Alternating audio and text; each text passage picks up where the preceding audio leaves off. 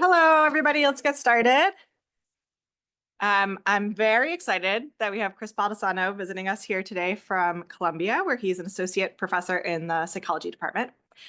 Before starting his lab at Columbia in 2018, Chris got his BSc in electrical engineering from Princeton, and then a PhD in computer science from Stanford, working with Fei Li and Diane Beck.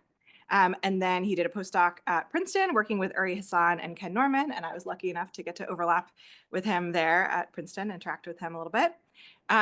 So Chris studies how we perceive, understand, and remember events, especially from our everyday lives.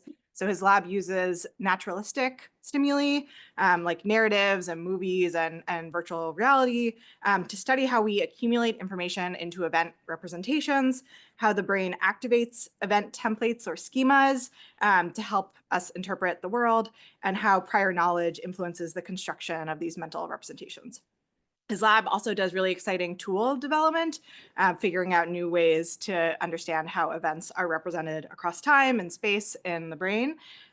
He has a 2017 Neuron paper where he used a data-driven approach to detect event boundaries as shifts between stable patterns of brain activity. And that paper has already accumulated 900 citations since 2017. So that gives you a sense of this huge impact that his contributions have had in this area.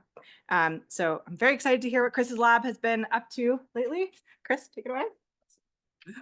Great, thanks, Anna.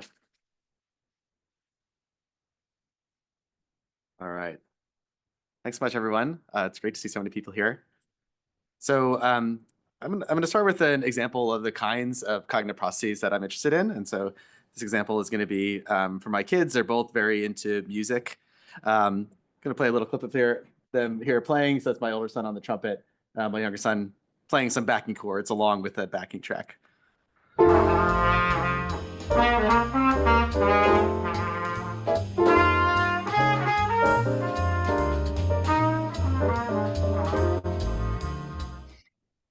So if we're thinking about the experience of listening to music, in some sense, the kind of perceptions we have when we're listening to music is just a sequence of notes, right? We're hearing a sequence of tones.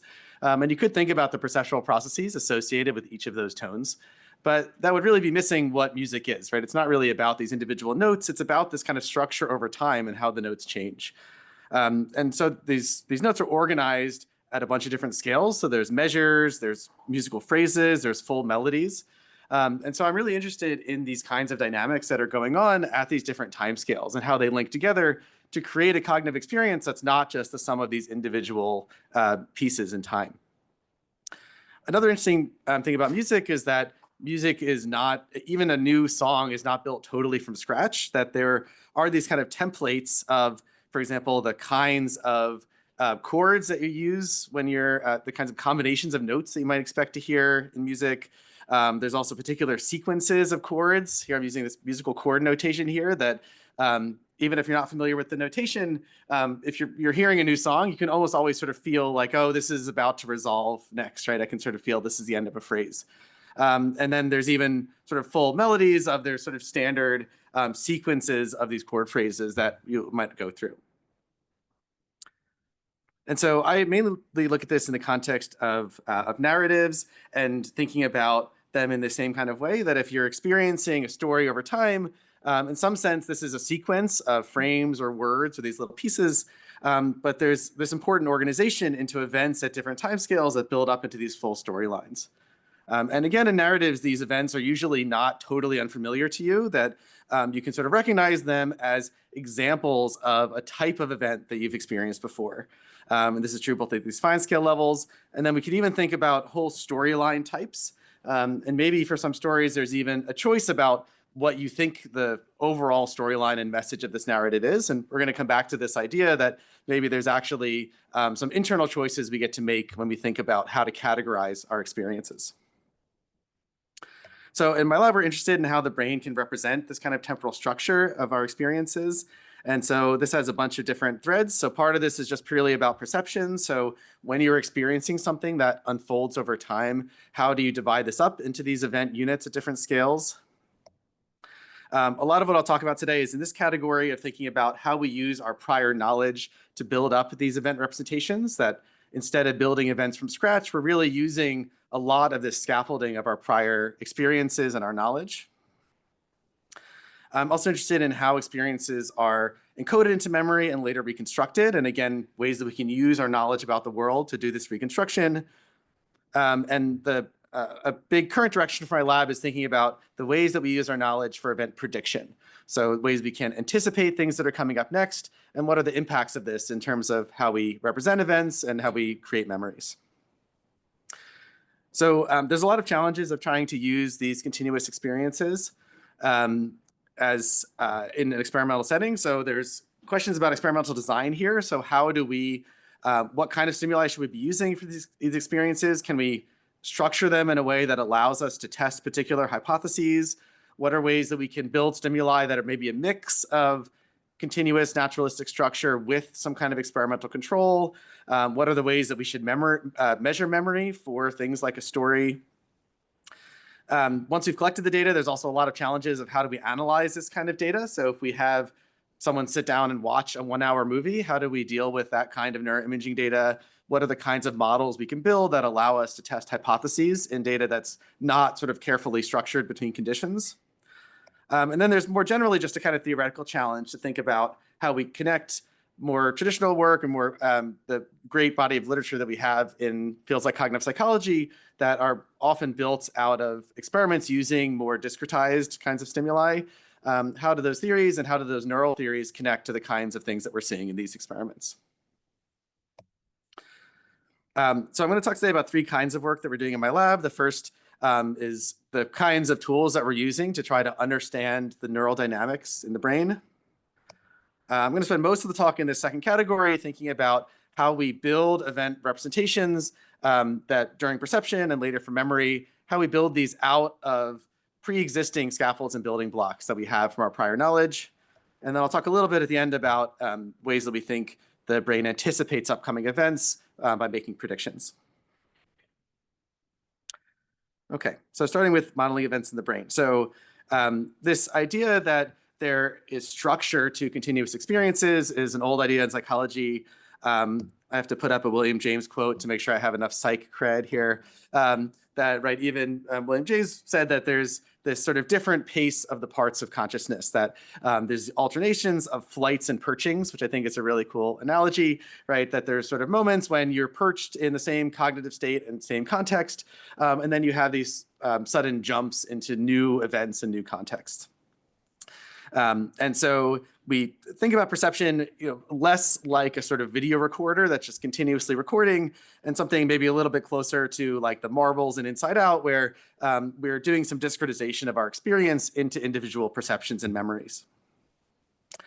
So there's a long history of looking at this kind of event cognition in psychology.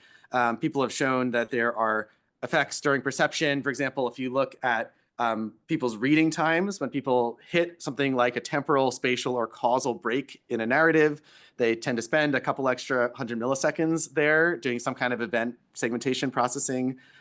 People have shown that there's effects in working memory. So if you just passed an event boundary and you're now in some new context, it can be difficult for you to access information from before that event boundary. And we know that there's also impacts on long-term memory. So the way that we divide things up during perception actually determines the way that we lay down these memory traces later on. And so there's also structure to our long-term memory that's determined by the structure during experience. So in my postdoc work, I developed a way of trying to look at this event structure in neural data. And so to skim through this relatively quickly, the idea that I and my collaborators came up with was that we can look for stable event patterns in the brain using just this relatively simple assumption that what we're looking for within an event is that some of these high-level brain regions should have a relatively stable pattern of activity over time, right? So the idea is that we're going to try to ask an individual brain region what it thinks the structure of this experience is. And we're going to, again, relatively simplistic model here is that we're going to assume a brain region kind of stays, has an activity pattern that stays relatively constant while you're within one of these events. And then at an event boundary is going to switch to a new pattern. So just as some kind of some like cartoon data here, you can imagine if we have a brain region where we're measuring from 3 voxels from 3 locations within that brain region, just by looking at the data, we can identify that there's moments in time when the relative activity of these voxels shifts.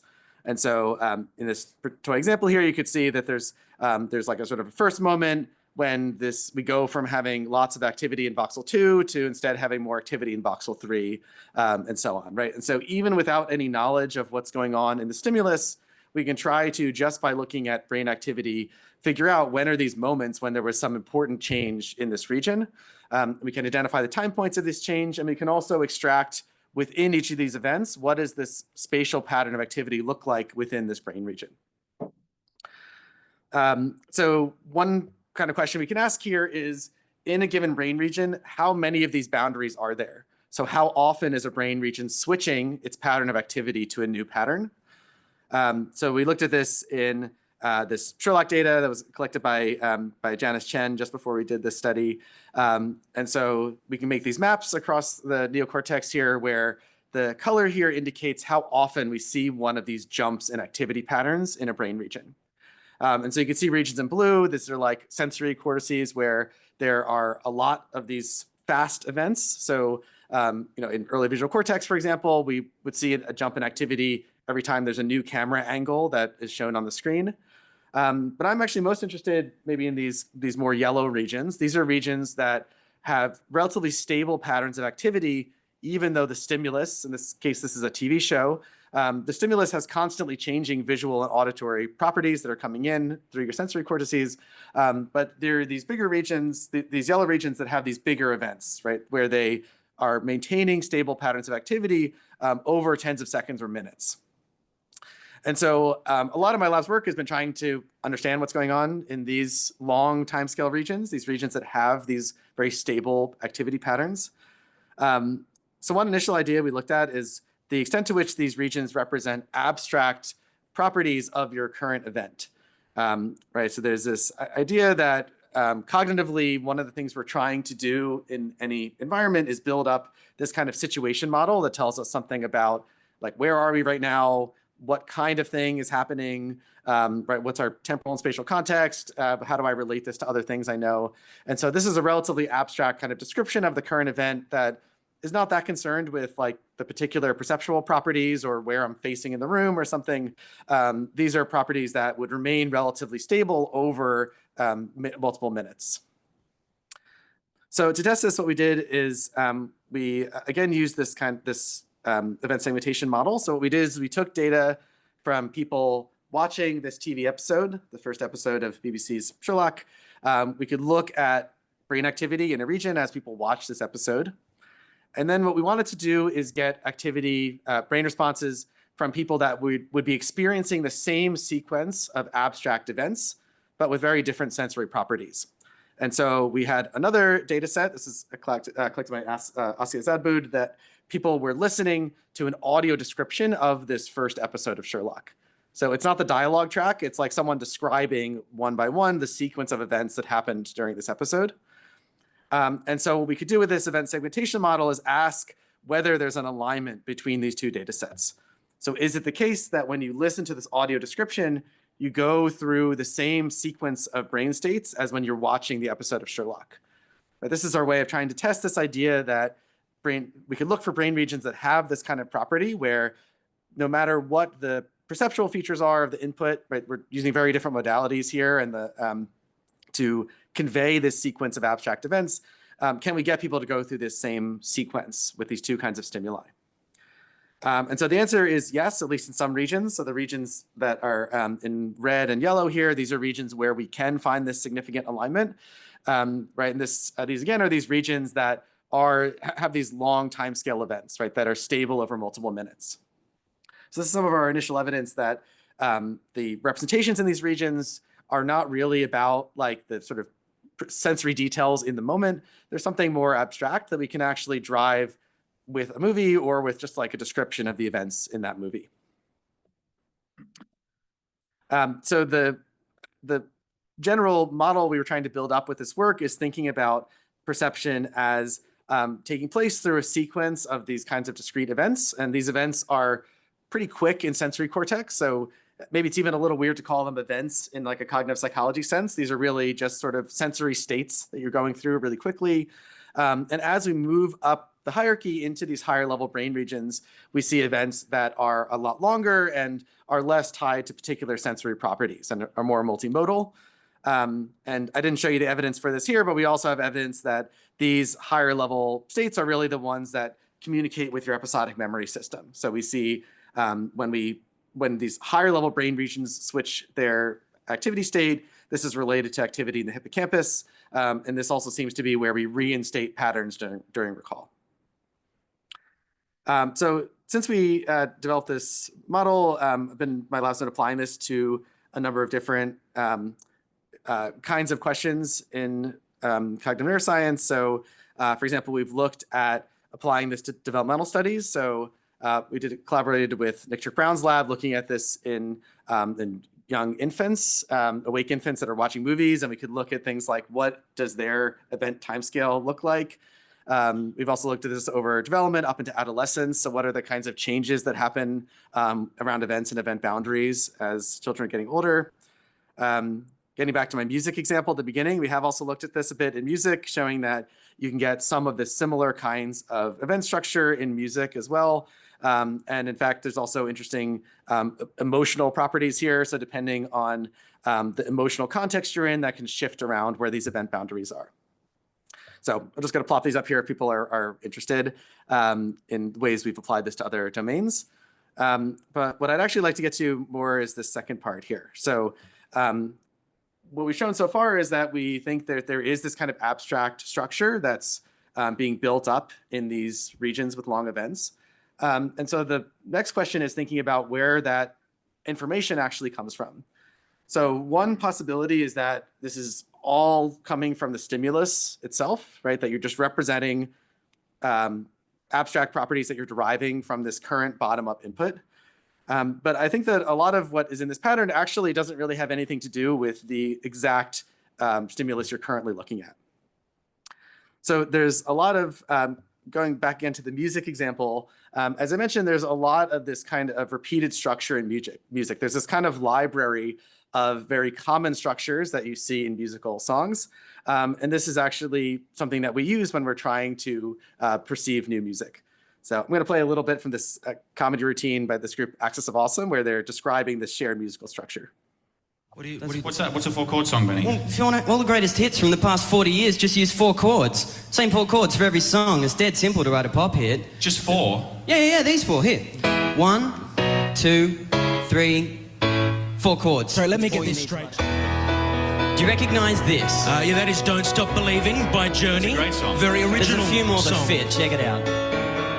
My life is brilliant, my love is pure. I saw an angel, of that I'm sure. Well, that's just 2 songs that are similar. That's not a big Forever deal. young, 3 I songs. wanna be forever young. I won't hesitate no more. It cannot wait. I'm yours. This is the way you left me. I'm not pretending. No love, no hope, no glory, no happy ending. So I'll stop it there. The full song actually goes on for like another 5 minutes, right? Showing you all of these pop songs that have this same shared structure. And so I think this is something, again, in narratives and just standard autobiographical experiences that we have as well. That, and again, this is an old idea in cognitive psychology that when we're experiencing an event, for most events in our lives, we have some idea of what the structure of that event should look like. So if you ask people what usually happens when you go to a restaurant, for example, people have a lot of shared ideas about what that sequence should look like. There's some work that actually argues for more than just a linear list, but actually you have some kind of decision tree of, when you ask for, when you give in your order, the waiter might say, we don't have that, and you have to go into a loop of asking for stuff until you find something they have. But the idea is that these are really critical for understanding what's going on in a narrative and being able to make good decisions about what to do next. So for example, if I gave you this paragraph of John was feeling hungry as he seated himself at a table, he saw the waiter approaching, but suddenly realized that he's forgotten his reading glasses, right? In order to understand just sort of standard narratives like this, right, to understand why reading glasses are relevant here at all, you can use your knowledge about the restaurant schema, right, to have an idea that it's probably because he's going to have trouble reading the menu, right? And so there's nothing about the menu in this paragraph, but this is something that the author that's writing this assumes that you have that kind of knowledge and can make that inference. So my first project looking at this, what I did is created a bunch of narratives that were had the structure either of eating at a restaurant or going through an airport. And so every one of the stories went through this same set of 4 kinds of events. But I tried to make the stimuli as different as possible in every other dimension. So some of these are video clips, some are audio narratives. They're like different genres. Some are like thrillers and some are funny. And the characters are different in all of them. Right? So the idea was to come up with a set of restaurant stories, for example, that differ in all of their like sensory features and their episodic details, but have this same kind of shared schematic script structure. So for example, here's one of the airport ones. So this one of the stimuli here is from the movie Night and Day. So we have Cameron Diaz coming up the escalator here, and then going through security and getting through her gate and getting on the plane. And then we had another video clip here from Due Date. We have the characters arguing outside the airport, going through security, going up to the gate and taking their seats, right? And so, yeah, just to give you an idea here, the stimuli are like very different narratively, right? But they do have this shared kind of script structure that we assumed would be familiar to our participants. So what we can do is go and look in the brain. So we can look for one of these particular stories. We can divide it up into these 4 events. So we can look at the time points within this story that fall within each of these 4 events that we've constructed the stimulus to have. And then we can compare across different stories. Again, we can take our second stimulus, divide it up in the same way, and ask if there's any similarity. So is there any shared structure in these high-level event patterns between these 2 different stories? Right, and our hypothesis here is that you'd only see that shared structure if there's something about this kind of background script that's being represented. So what we find in these regions in green, again, these are mostly these regions with these longer event timescales, is that we do see this similarity across stories that have this shared schema. Right? So this tells us that at least part of the pattern in these regions is actually not about like the characters are on the screen or like the emotions they're having or anything. It's actually just about what kind of event is this, right? And where are we along this script? So in my lab at Columbia, we were interested in, yeah.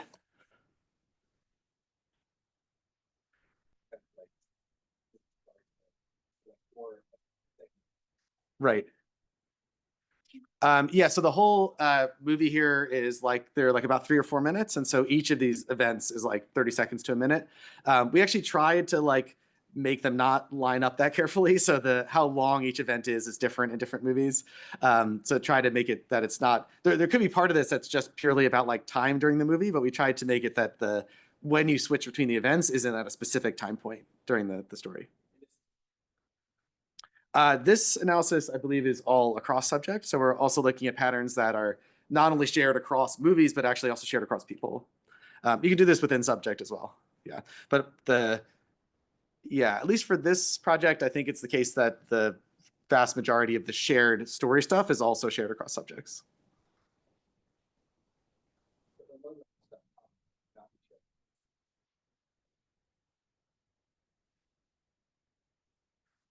Yeah, I guess if you look, so if by identically mean like the same exact story or, yeah. Yeah, you do see quite a lot of shared similarity in even low-level sensory cortex here between subjects. Yeah, which is, it may be surprising that it goes all the way down to early visual cortex because this is just free viewing, so people don't have to be looking at the same thing. Part of this is we're using like Hollywood-style movies where there's usually a lot of attentional direction about what you're supposed to be looking at. And so the input to different people is probably pretty similar.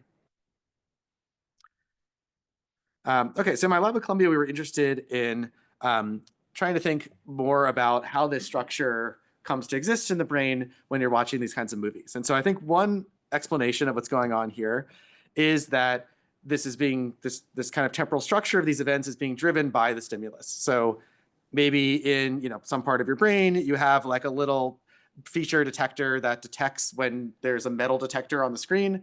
And so when people go through security, that lights up this feature in your brain. And so you would see this interesting kind of structure that's, right, there's interesting dynamics in the brain, but those dynamics are purely just inherited from the stimulus, right? That the reason that the brain switches to a new event is because the stimulus switched, right, and the properties of the stimulus switched.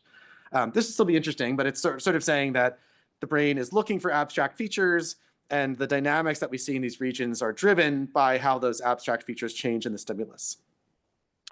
But what we were interested in is the extent to which you could also have top-down influences here. So to what extent are the dynamics that we see in the brain, so like these moments when there's an event boundary, to what extent are they driven by some kind of expectation that you have internally about the script, right? So it could be that when there's a switch between security to going to the boarding gate, even without you like seeing the boarding gate on the screen, you kind of know that it's coming, and you could construct that event and construct that boundary just based on your script knowledge. So what we wanted to figure out is whether activating an event script could cause changes in these internal boundaries of where you are within this sequence of events. And so my lab RA at the time came up with this really cool set of narratives for trying to test this. And so what she did was created these stories where each story actually had a combination of 2 different scripts. So I'm going to play some pieces of one of these. So this is a story that it's taking place at an airport. I'm going to skip some of the intro and just go into part of the middle of the story. It had been a tough vacation, which was planned well before Jesse began to think of breaking up with Calvin 6 weeks ago. Calvin knew that Jesse was upset, but wasn't sure what to do besides attempt to carry on as normal. So at this point, if you are keeping track of the location and goals of the characters in terms of the physical place that they're in, right, you might have this kind of airport script of we have some expectations that these characters are probably going to have to go through security and go get on their plane. But you can also see there's another script going on here, and maybe a more salient script if you're just reading this, right, which is that there's some social event going on with the characters, right, that you might make some predictions about what might be happening soon to them. The security line was very short, and once the online boarding passes were scanned, they put their bags on the conveyor belt. So at this point, the characters have, right, progressed in their airport script journey. So if you are structuring your perception of the story based on the airport script, this should be an important sentence to you. You should see this as an event boundary, right? That now the characters have gotten to the next stage of the airport, this airport script, right? But they haven't yet, nothing has really happened yet in terms of the social script, right? And so there's a boundary here, but it's only relevant to one of these story scripts. So we can skip ahead a little bit farther in the story. Jesse, exasperated, scowled at the conveyor belt. "What?" he asked. Balling up her fists and turning to him angrily, she said, "Calvin, I want to break up because I don't think our personalities are compatible." Right. So at this point in the story, now there's been an important development on this breakup script piece, right? Of now there's been some progress of what you might have predicted is going to happen next in this part of the story. Right. So what Alex did was created this set of stories that all had this kind of property where there were 2 different possible framings of the story and 2 possible sequential scripts that you could go through. And we intentionally made them so the boundaries are occurring at different times. So we actually had this 4x4 grid of stories here where every story was a combination of some script about the location that the characters are in and something about some social interaction that's going on between the characters. Some of these are maybe slightly more natural combinations than others, but most of them work pretty well. And so the idea is that for every story, there's a location script going on, which in addition to restaurant and airports, we've now added grocery stores and lecture halls. And we've annotated a sequence of 4 things that are going on. And now there's also this social script going on that, again, has a sequence of 4 events. So how did we try to, so I remember part of the goal here is we want to see, is there an influence of the kind of script that people internally activate when they're when they're listening to these audio stories? So what we did is we tried to manipulate the way that people were thinking about the stories by giving them this task where we told them that after the story, we're going to ask them a bunch of questions about the story. And the questions are either going to be related to this location script or they're going to be related to the social script. So for example, there's a story here about a marriage proposal at a restaurant. And so we either trained them on restaurant related questions that we're going to ask them. So we're going to ask you about what they ordered and how they liked it, things like that. Or we're going to quiz you on things about their relationship and, where was the ring and what it looked like and what was the reaction to the person that was being proposed to.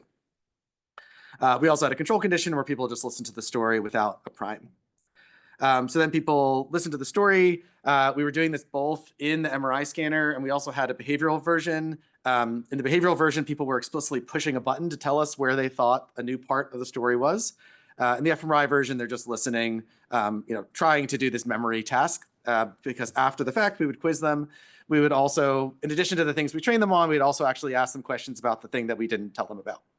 And we set up this priming so that we set up the conditions such that the other questions were always a prime that they hadn't been trained on before. So we first did a bunch of behavioral analyses. I'll just point out like a couple of the kind of things we find. So for example, if we tell you to pay attention to the location script, if we tell you we're going to quiz you on that, people are better at remembering location related stuff later on. This is just replicating some sort of classic cog-sci findings that if we activate a script ahead of time, you can do a better job of recalling those memories. And maybe the newer thing here is that we also found that, at least in the behavioral task where people are pushing a button, we found that if we told people to pay attention to the location script, they were more likely to push a button when there was a location relevant event boundary. So when the characters moved into the security line, the participants were more likely to see that as an important new event in the story, only if we told them that we're going to quiz them on airport related stuff later on.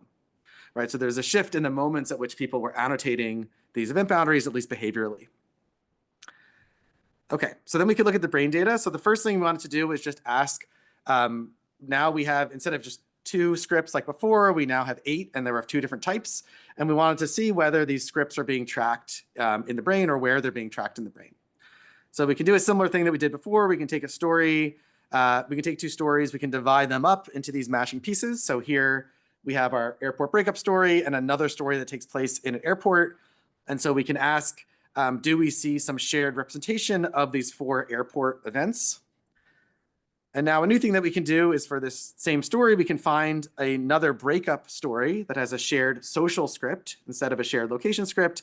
And we can do the same kind of thing. We can chop up the story into its location related events and ask if there's shared similarity between these 2 stories in this other script. And so what we find in general is that there's a lot of overlap in the brain regions that represent the location related scripts and the social scripts. So particularly these default mode network regions with these long event timescales that we're primarily interested in, they show up as purple on this map, meaning that they show representations of both the location script and the social script. So the event patterns in these regions are actually a combination of these 2 scripts that are making up the story. Right, so you could think about this as these scripts are kind of like building blocks that are being combined to create these representations of each story in these regions. Okay, and then what about the priming manipulation, right? So we saw behaviorally that priming people with a location-related script caused them to be more sensitive to location-related boundaries in the story in terms of their explicit judgments. And so what we found is that MPFC patterns also had that same property.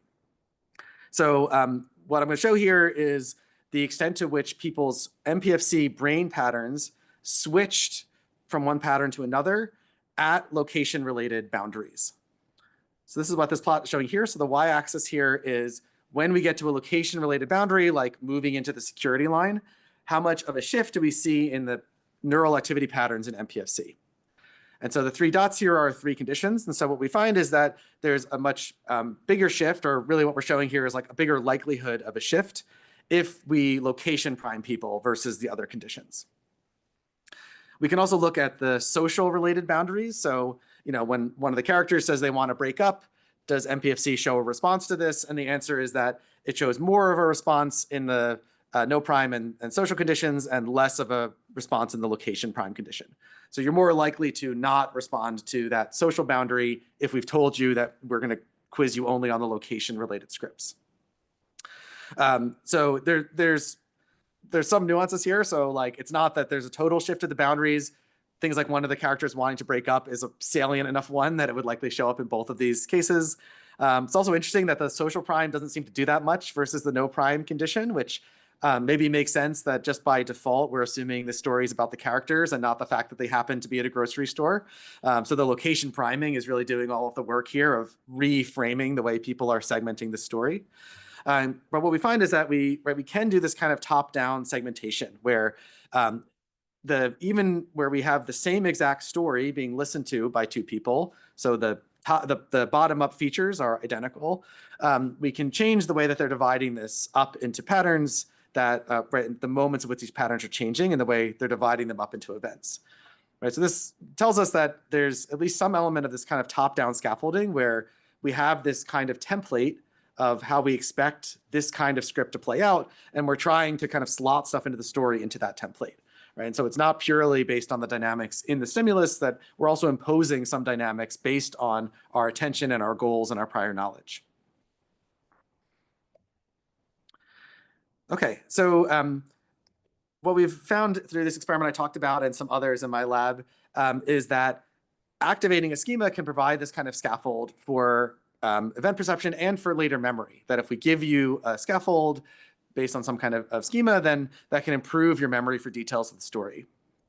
And so if you think about pushing this to the extreme, what if there's no schema at all in the actual bottom-up stimulus? Could you just purely top-down impose a schema on this stimulus and create more robust memories by doing that? So we think this is possible. And in fact, we think people already do this. And in fact, they use this technique in order to compete in memory competitions. So I'm going to play a little clip here. This is Alex Mullen, who at least for a while held the record in the thing I'm going to show you. I think he's still a record holder. And so he'll show you a memorization trick he can do, and then he's going to describe how it works. He's going to give us a demo, and we're going to show him memorizing this deck in real time because it is that fast.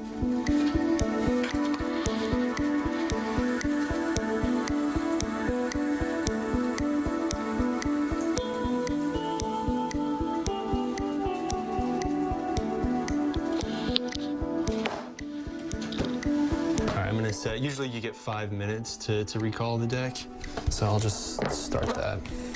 All right, so we're going to flip these cards over and see if the two decks match.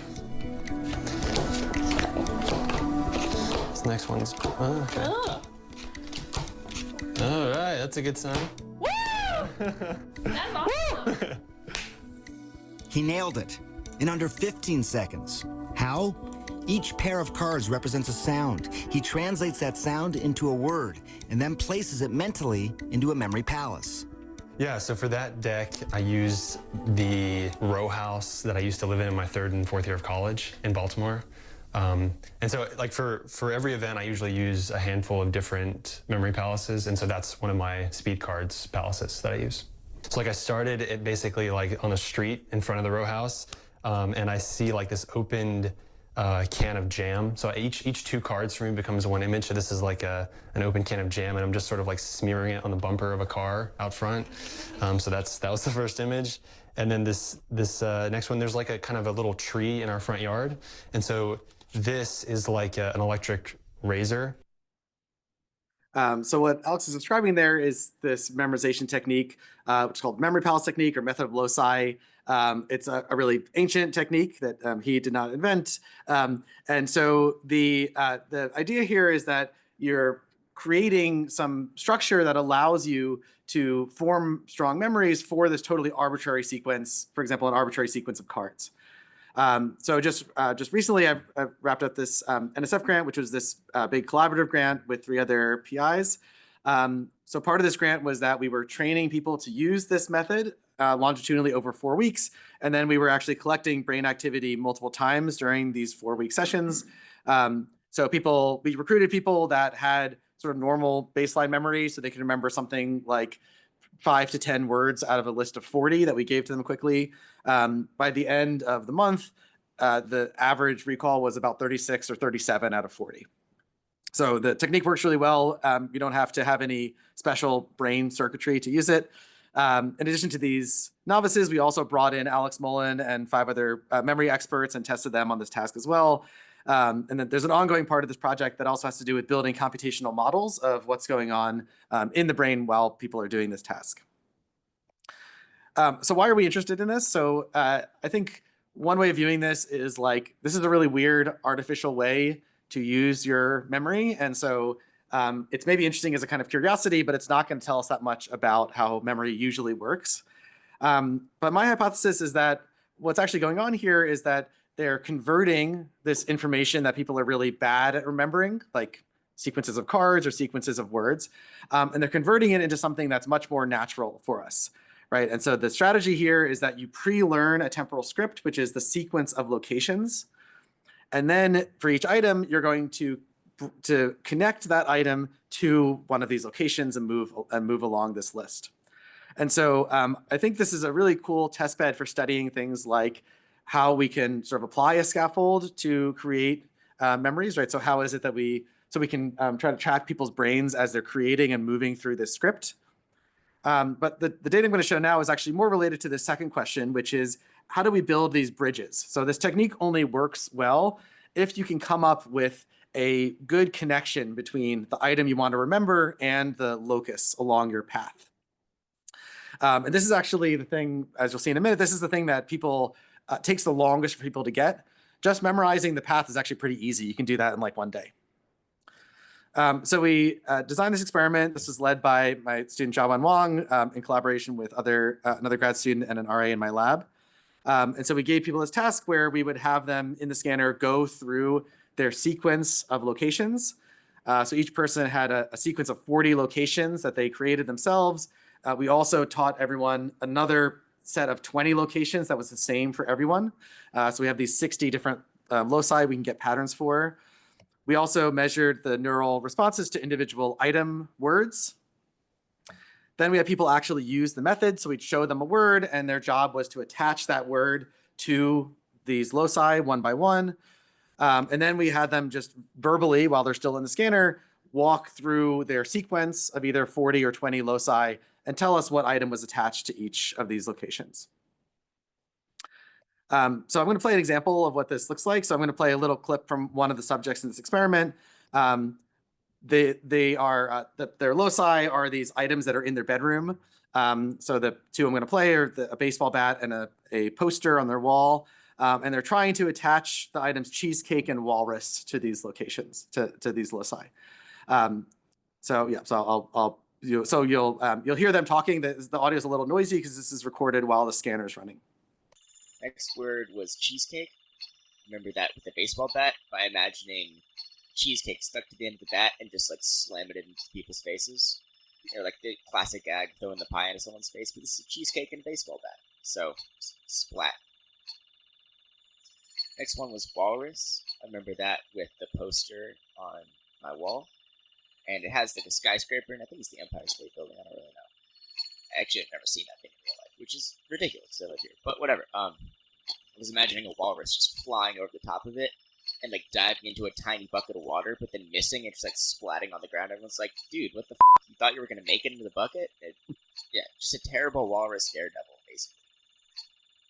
So this person is, maybe a little more descriptive than some of our subjects, but this is actually pretty typical of like what the behavior looks like in the study, and is one reason I'm really excited about this very large data set of these recalls that Jiawan's collected. So we have like 1,000 of these kinds of stories that people have made, and so you can see people are like, coming up with connections that like, I mean, in some sense are kind of silly, but also right, they're creating some kind of little event that is sort of like at least has characteristics that are drawn from real life, right? And that they're sort of forcing this item to make sense with this location. So we can do a bunch of analyses here. One of the things that we are really interested in is trying to capture this bridge information that people create. So they're given the item and the locus, and then their job is to create an event that is somehow going to bind these two things together. So the way we've tried to look at this in the brain is we can look at their neural representation during encoding. This is while they're creating the situation.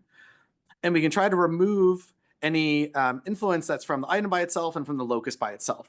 Right? What we're trying to do is isolate just this kind of bridge information that we're thinking of as conjunctive information that's related to this particular item locus pair and isn't present in the individual pieces, ingredients that we're giving them. So this encoding residual, we're hoping has that conjunctive information. It also probably has a lot of like noise and garbage and stuff in it. So we've tried to validate that we think these residuals are something interesting to look at.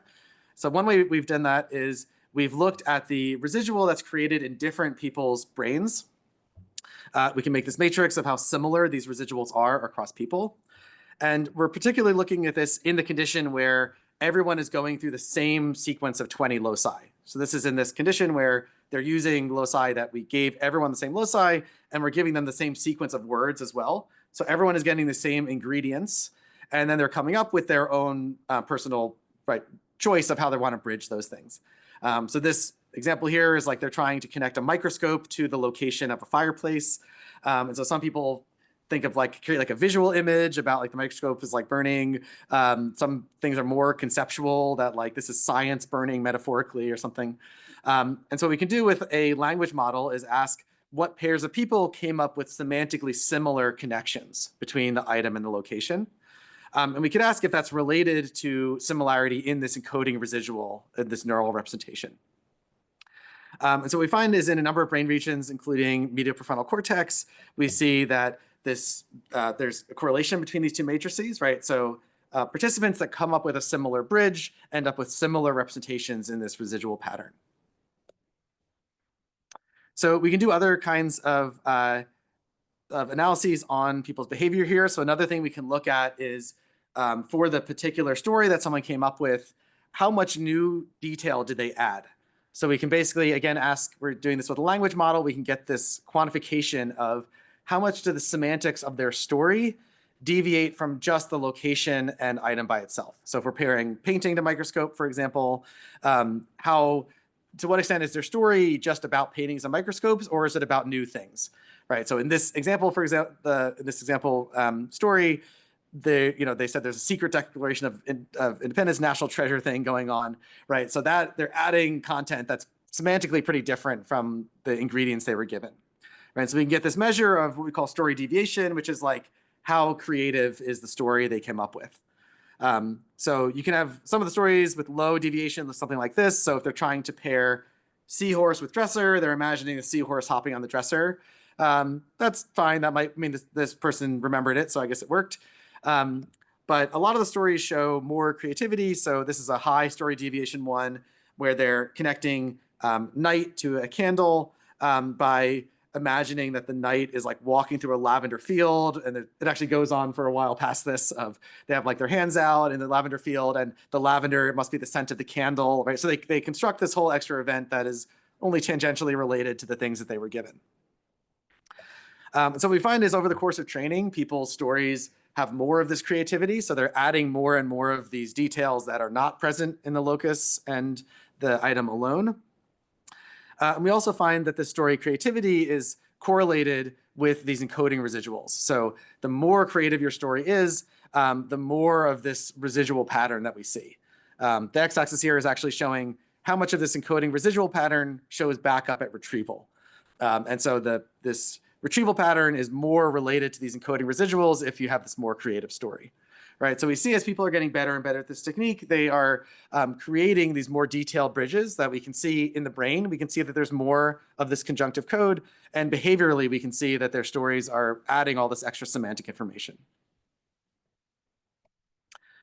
Okay, I'm pretty close to time here, so I'm just gonna briefly say a couple things about this last part. So my lab is also really interested in how people use their knowledge of the past to make predictions about the future. So one kind of knowledge you could use about the past is episodic knowledge. So in this project with Miriam Alley, led by Caroline Lee, we looked at what happens if you show people the same movie multiple times. Do we see changes in the timing of your neural responses if you can use your episodic knowledge of this movie to make predictions? And so we actually see this kind of predictive signal through lots of the brain. And interestingly, the amount of this prediction is different in different brain regions. So in like very low level vision, we don't see any prediction at all. In higher level vision, we see prediction that's on the scale of like a second. Up into prefrontal cortex, we start seeing predictions that are more like 10 to 15 seconds, right? So we see that there's this shift, this kind of anticipation that happens when you rewatch the same movie clip over and over. I'm also interested in cases where you can make predictions based not on episodic knowledge, but based on your schematic knowledge within a domain. So we've been using this paradigm for a couple of years now that was developed with Zhao Wen and Weiji Ma, where we have people playing this board game called 4 in a Row. It's basically tic-tac-toe, but you have to get 4 in a row instead of 3, and it's on a bigger board. And so this is a cool kind of test bed for studying this process because this game is kind of hard. Like when you first start playing, it's not obvious what the right strategies are, but you can get good at it over the course of a few hours. And so we can look at things like what is the impact of expertise? So if you're good at the game, how does that change? For example, the kind of predictions that you make about what moves are likely to come up next. We can measure this using eye tracking. And it's also kind of a nice restricted domain where there's kind of a lot of actions that you could take. Like there's maybe 20 to 30 open spaces on the board, but it's a contained enough action space that we can build reinforcement learning models of what are the likely and unlikely moves. And so, yeah, Zhao Wen's been doing a lot of interesting work with this on showing, for example, if we just have you watch 2 other people playing a game and we look at your eye movements, we can make a prediction of how good a player you yourself are. Experts make different kinds of predictions that are more related to high quality moves on the board. We've also been doing some work here looking at the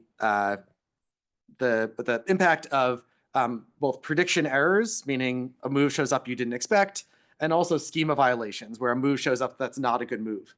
And so we have some ways of actually dissociating these things experimentally. So if people are interested, I could definitely talk about that more in the questions. And we're doing some more experiments now. These are all collaborative projects with Miriam, looking at other kinds of predictive processes in the brain. So things like, what if we have predictions that are, we're trying to predict what's happening in a video based purely on these schematic scripts and not episodic memories. So we're showing people these videos, these sort of how-to videos where they've never seen the video before, but people behaviorally are pretty good at predicting what they think is going to happen next, just based on their world knowledge.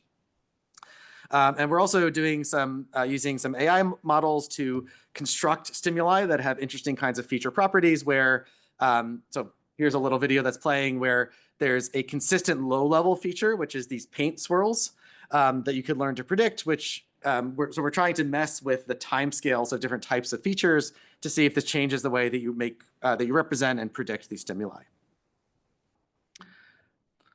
So to wrap up, I think we certainly haven't answered this question at the bottom yet, but we've made progress in thinking about event perception as this kind of hierarchical segmentation into stable events.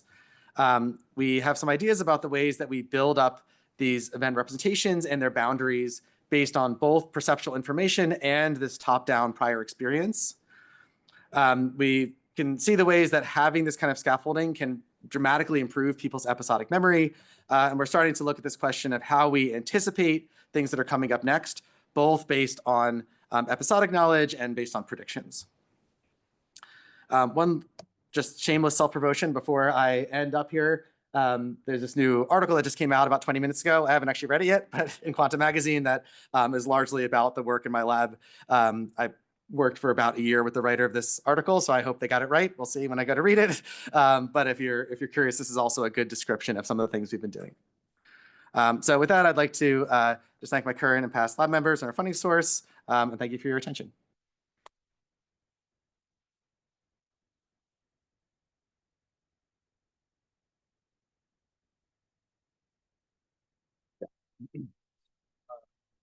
The brain networks that showed more of the long time scale seem to be very default mode network.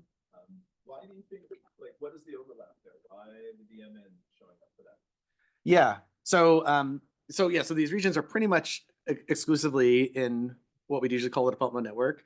And so, yeah, I mean, I guess one question here is whether default mode network is like the best term for these regions or not. So some of this, historically, and I think this is still a view in a lot of the field, is that these are regions that deactivate in response to external tasks. I just saw another paper yesterday that had this in the abstract, that these are regions that deactivate to external tasks. I think that's not a good characterization of these regions at all. I think they deactivate in response to typical, random item sequence tasks, which is what we usually use, right? And that what they're looking for is this kind of meaningful temporal structure over time. And so usually the way that would show up in an experiment is like through things like memory processes or default stuff that's happening when you're not looking at things. But if you present people with meaningful temporal structure, these regions are very engaged. And this is the main places that we see representing these high level events, right? And so I guess I think about these regions more as trying to make meaning of our experiences by combining this bottom up information with these top down templates. If you put people in a situation where they don't have a top down template because there is no interesting structure, then they're not going to do anything. Right. But so, yeah, I think of them as like, I think these regions have been a little mischaracterized as internally focused, that they certainly use internal information, but I think that they do a lot of representing of the external world when you have a meaningful schema to use. Yeah. Really interesting data. I have a question about the granularity of this notion of blend you're using. So I work with language development. So I'm thinking about ways in which children build up these event representations that they can later talk about, right? Language. Mm-hmm. So how do we get to this picture? How do we Right.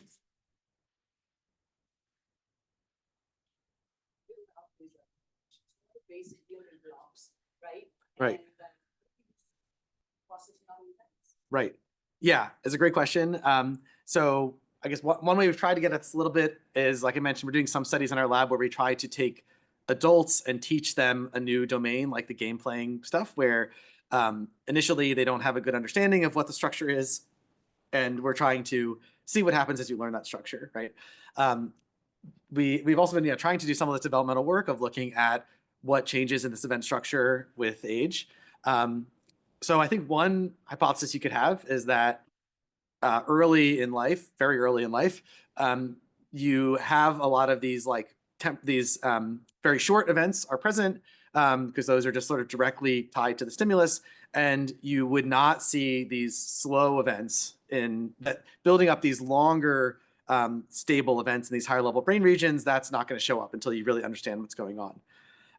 That's actually not what we found in this study with Nick. So we, and Tristan Yates is the first author on here that did an incredible job on this. So looking at infants, I believe this is down to 6 months old, we were showing them a movie. What we found is that they actually show these long timescales as well in these higher level regions. In fact, the long timescales are overrepresented in the infants compared to adults. Now, the events you're building are kind of bad in the sense that the boundaries are not in the right spot and their content is not the same as in adults. But it seems like there's actually maybe intrinsic or at least very early kind of preference for trying to find slow stuff in the movies, right? And so part of this could be that there's inherent properties of these regions that they like only want to change slowly, right? And they're trying to. So I think this is maybe what my current hypothesis I'm converging on is more like the brain is looking for this slow, stable structure, and these regions are already doing slow, stable stuff.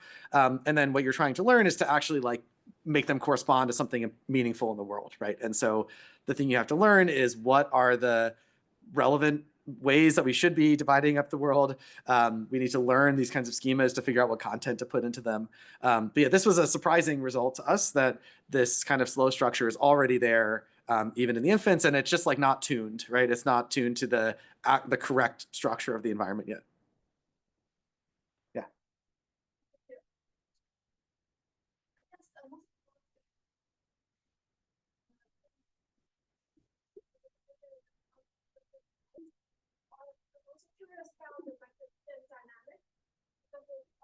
How should this fit with the current event? Do you think that number of privileges or mechanisms overnight that process or staying more Yeah. That's there's a question back there of like, what do we think about is happening at these event switches, right? And what's causing the switches? And so, yeah, I think there's a lot of questions there we're very interested in. So one very obvious thing that happens at the event switches is you get a really big increase of activity in the hippocampus at event switches. So that's actually what we're showing in this bottom left plot here. This is showing this hippocampal bump that happens right at time 0, which is blocked to the boundaries. And so this is like it's a really easy finding, a robust find to find. What we actually find is that it's even stronger in young children, which is interesting. So this is not something that takes time that much time to develop, or at least it's there by around age 5. And so, yeah, what is that bump? So the causation here, we don't really know of like the cortex is switching and the hippocampus is doing this big bump, and what's the relationship between them. We know that the size of that bump at the end of an event is related to subsequent memory for the event that just ended. So it's doing something related to encoding.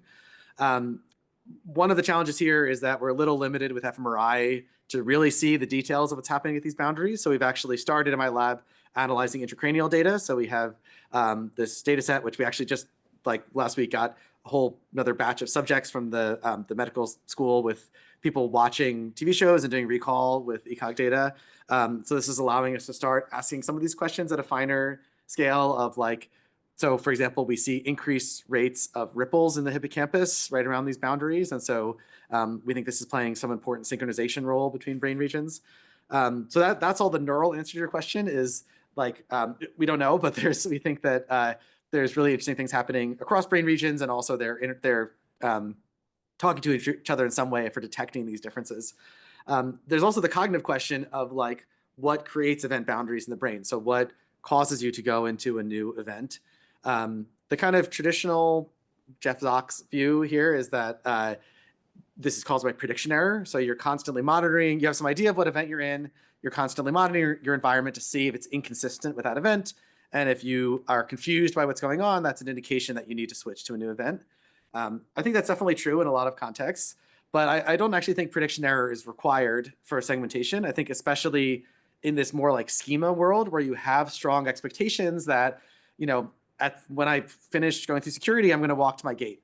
And so there's nothing surprising about that. When I'm done with security, you walk to your gate. But we still see this really strong shift in activity patterns, right? That people have entered a new event. There's new information that's relevant, right? So when you're in your security line, you're very stressed trying to track where the locations of all your luggage is.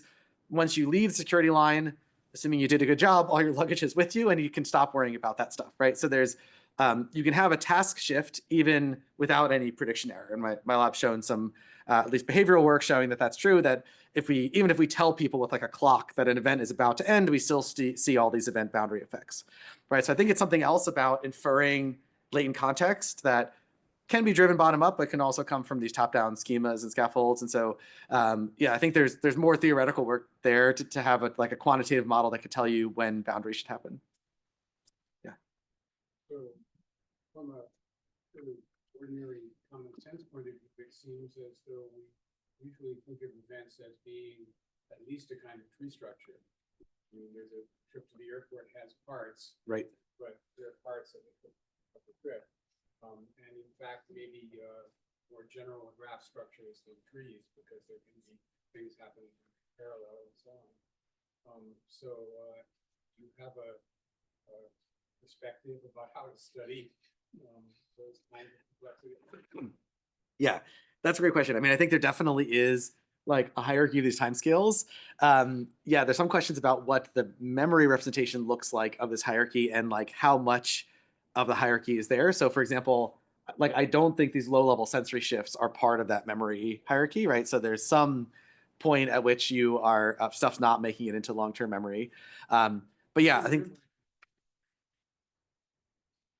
yeah. So definitely, there's definitely these higher level structures that like, you know, especially during retrieval, you're going to strategically be like going down that tree structure. It's a really interesting recent work by Sebastian Mickelman where he actually has people watch these movies that have like a bunch of chapters in them, and then has them do these search tasks, and you can model their response times pretty well as that they're basically doing something kind of like a tree search where they're like looking into the beginning of an event, and if that's not matching, then they go back up a level and pop into the next event. So some work in studies of psychotic disorders that there are people who have trouble sort of staying with the structure. And yeah. Sort of telling you the story step by step, and then suddenly something that happens down here reminds them of something in a completely different world. Right. Yeah. Right. Yeah. I mean, I think this is part of you know, our idea here that MPFC is playing a big role here. So there is this big kind of like cognitive control or something component, right, where you are trying to keep yourself on track of this is the overall structure, and you're trying to use that in this retrieval piece. Yeah, we have some work too that I haven't shown here of like looking at brain regions that are trying to take you through the schema pieces at retrieval. So scanning people at retrieval. And so, yeah, that's definitely something where things could go wrong if those regions are not keeping you on track. Yeah. Sure. Yep. Yep. So I've seen I don't see red, I see just longer. Yep. Yeah. So so we saw, so yeah, the infants, we basically, so what I'm not showing here is so in the adults, we get the sort of traditional hierarchy the traditional hierarchy picture that looks kind of like this, right? And yeah, in the infants, it's like very flattened out where it's like all these course events. So one issue here is this is also looking across infants. And so I think there's potentially a major problem with that for the early visual regions, in the sense that their looking patterns are not as synchronized as adults are, right? And so part of what's happening there is that we are doing a bad job of tracking the like individual patterns of each individual infant at the lowest levels. But yeah, you see this even in some of these higher level regions that we'd expect to be a little less like fixation sensitive. And so, yeah, my interpretation of part of this is that the representations that we see in the infants are sort of blurrier in time, in the sense that things are not as well synced to what's in the current stimulus as in adults. We try to do a bunch of control analyses in this paper to show that it's not just like noise, that in fact, the more...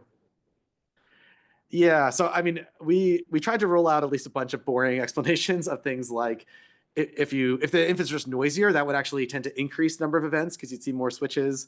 So yeah, it seems like maybe like the infants in some sense are like a little too lazy here at switching into new events, right? So there's maybe part of the fast events switching has to do with like maintaining sustained attention in a way that these infants probably are not, right? So yeah, so I think there is a little bit of a mystery there of what's going on in some of those higher level sensory regions of why is it not more coupled to the dynamics of the stimulus?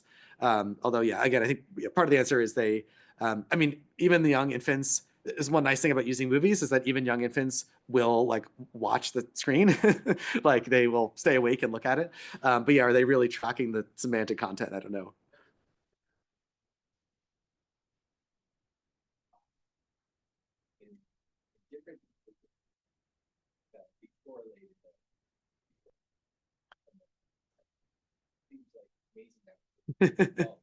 That's right. Yeah. Yeah. That's right. Yeah. That's right. So I think that is a limitation here of that assumption. Yeah, the fact that it works like ever is like kind of interesting. And I think part of what's going on here is that a lot of these patterns are actually like very broad sort of spatial gradients. And so even if the gradients don't exactly line up across people, you can end up with very similar patterns in terms of which voxels are relatively high versus low. My lab has been really worried about this for a number of reasons. And so we do actually have a version of the HMM now. I don't think I have a slide with it here, but where we don't make this assumption that different individuals have to have the same exact voxels, that we're also actually doing a kind of hyper alignment on the event patterns simultaneously with the segmentation. So we're trying to find a division in time such that we can map different people's brains together, right? And so we find that helps quite a bit in some of these, especially higher level regions where the functional neuroanatomy is probably not the same. Yeah.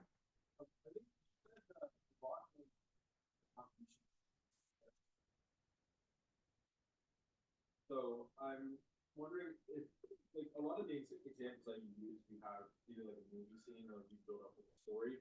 If you're just flashing a picture of that scene, like if you don't have that supplemental material to like make that scene happen in your head, or if you even like reduce the time scale for your brain to, I guess, register it as an event, like what makes it an event? Like you don't have those things that you're rapidly switching pictures. Are you still seeing an event boundary, or?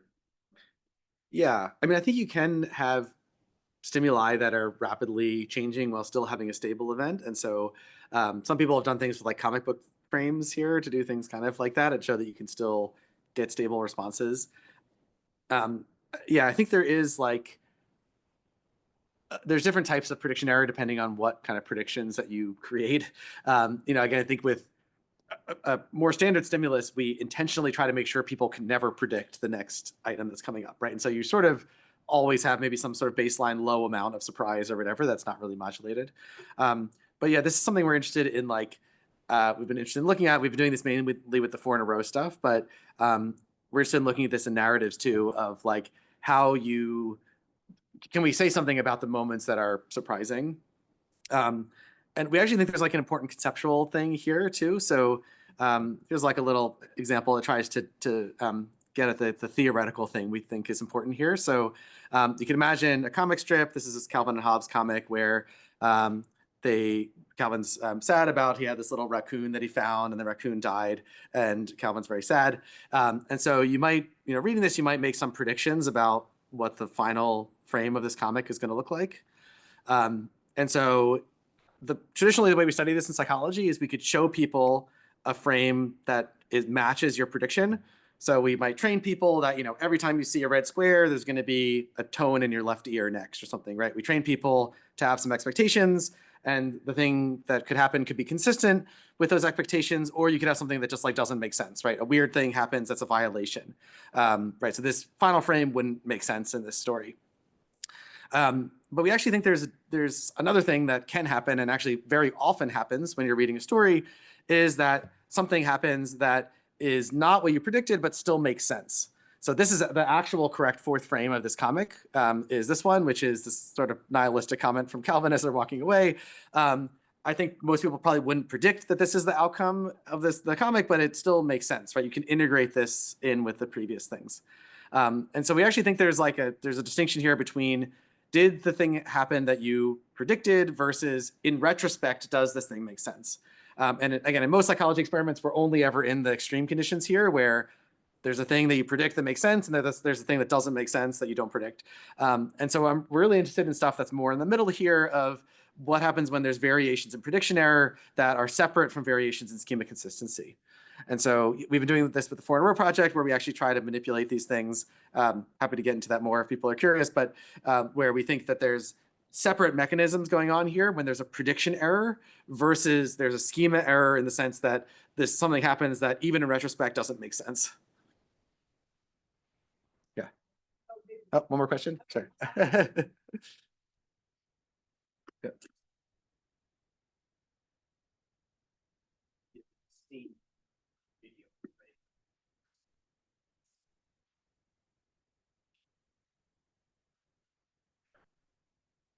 Yeah. So that's similar to what we did in this this narrative study, where we had people listening to these stories. So we'd have 2 different people hearing the same story, but with these different goals, right? And we could see that we could shift things around. We intentionally picked this to be audio narratives because we thought that might make the boundaries a little more like subtle and malleable versus in a video, at least a traditional, Hollywood style continuity edited kind of video. There's very strong bottom-up indications of where you're supposed to be segmenting things, right? And so, so this is an interesting question about how much you could move around the video boundaries. I'm not totally sure. Our argument here was that these audio narratives are a little closer to your real life, where there's usually not a director that's like, yelling cut and moving you to a new camera angle. And so you have more top-down control over how to divide things. But yeah, that's sort of like what the limits of that are, depending on the stimulus we haven't looked at. Thanks.